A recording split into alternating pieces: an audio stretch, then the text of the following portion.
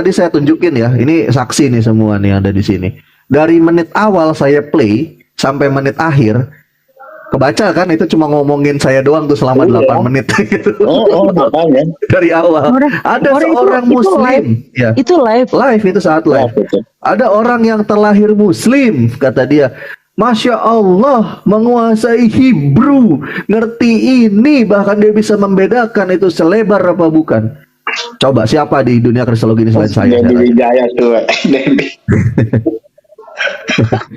Sampai kepada menit ke-8 kita dengar bersama disebut mereknya, iya toh? Nah, ya udahlah, saya sih cuma katakan gitu.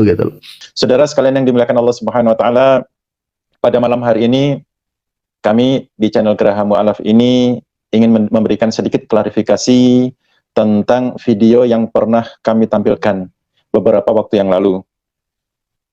Beberapa waktu yang lalu kami pernah menghadirkan di ruang ini Ustadz Ahmad Kainama, untuk hadir di sini.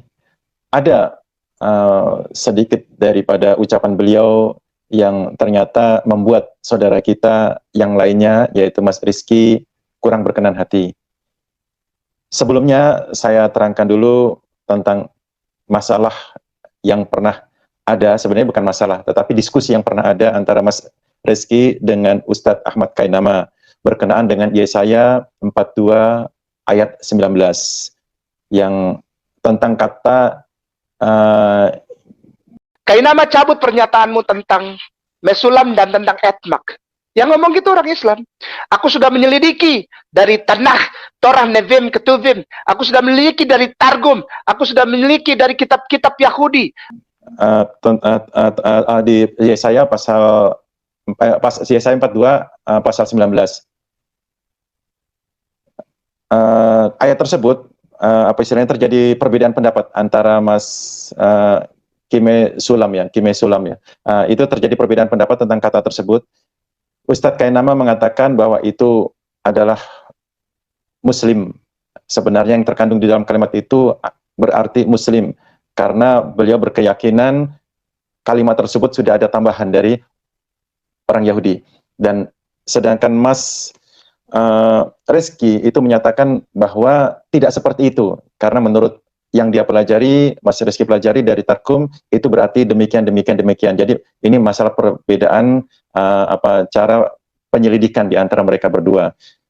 Ini akan kami tampilkan permintaan maaf secara terbuka Ustadz Kainama, dan Ustadz Kainama meminta agar ini disebarkan melalui Geraha Mu'alaf ini juga, karena beliau saat itu tampil di Geraha Mu'alaf, beliau menginginkan permintaan resmi beliau itu juga ditampilkan di Geraha Mu'alaf ini. Monggo Gus Im, mungkin bisa ditampilkan tentang.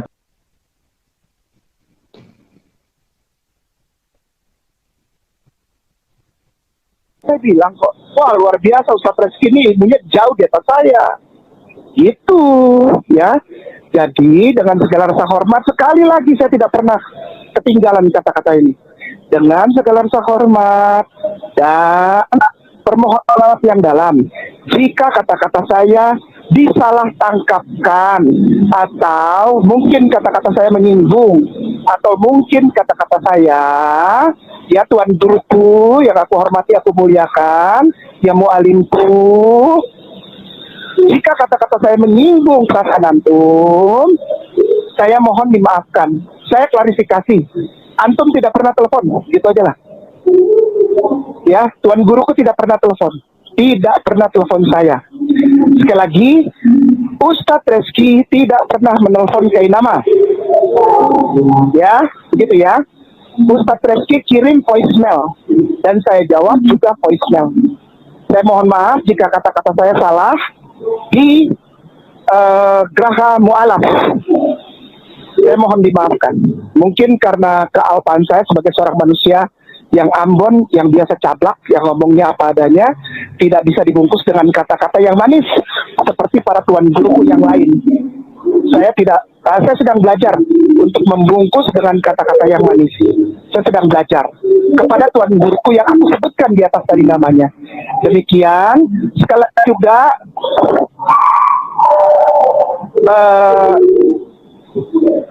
saya menyatakan permohonan maaf saya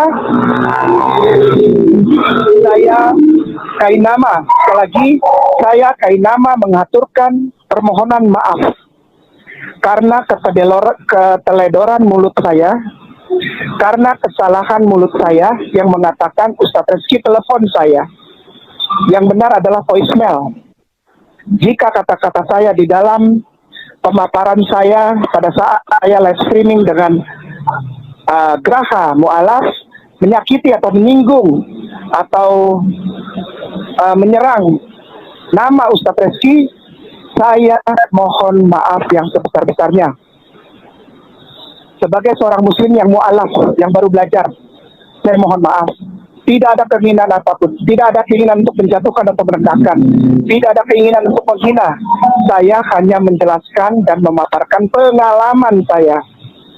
Sekali lagi, jika penjelasan dan pengalaman saya pun ini dianggap salah sehingga layak untuk disomasi, saya mohon maaf. Kesalahan ada pada saya, Tuan Guru dan keluarga besar Buya Yahya. Saya nggak berani dengar nama ini, bukan nggak berani karena takut atau gimana, bukan. Tapi saya hormat. Sekali lagi, saya hormat. Kainama ini, Ambon ini, hidup merantau di tanah Jawa, hormat kepada semua tuan guru dan mualim. Saya cinta Buya Yahya sejak awal tahulah gimana Kainama ini. Nggak macam-macam lah Kainama ini. Udahlah semacam aja lah. Orangnya gampang ditebak lah. Ustadz Rezki, sekali lagi aku haturkan permohonan maaf. Kiranya sudi memaafkan aku yang salah mengucap di Graha Mu'alaf. Dan kepada Tuan Guruku Graha Mu'alaf semuanya aku mohon maaf. Kainama ini ngomongnya lepotan, tidak tertata dan menyerang serta menyakiti hati. Saya mohon maaf. Kiranya dibukakan pintu maaf bagi saya. Karena antum semua adalah tuan guru. Bagaimana kalau murid ini minta maaf tidak dimaafkan, ya saya bingung juga. Saya sudah menjelaskan secara proporsional, secara dasar, secara apa adanya, tidak lebih tidak kurang. Dengan segala rasa hormat lagi dan dengan segala kerendahan hati, maafkanlah kehilafan muridmu ini, mualafmu ini. Mungkin masih kurang belajarnya dan saya masih terus mencari ilmu. Menuntut ilmu dari tuan-tuan guru semua yang nama-namanya telah aku sebutkan di atas. Ya, dengan tanpa skrip, tanpa tulisan. Barakallahu fikum, maafkan aku. Iya, dan yang di TikTok ya, ini banyak yang model mentalnya kayak si Kainama satu ini banyak. Gitu. Iya, dan yang di TikTok ya, ini banyak yang model mentalnya kayak si Kainama satu ini banyak. Gitu.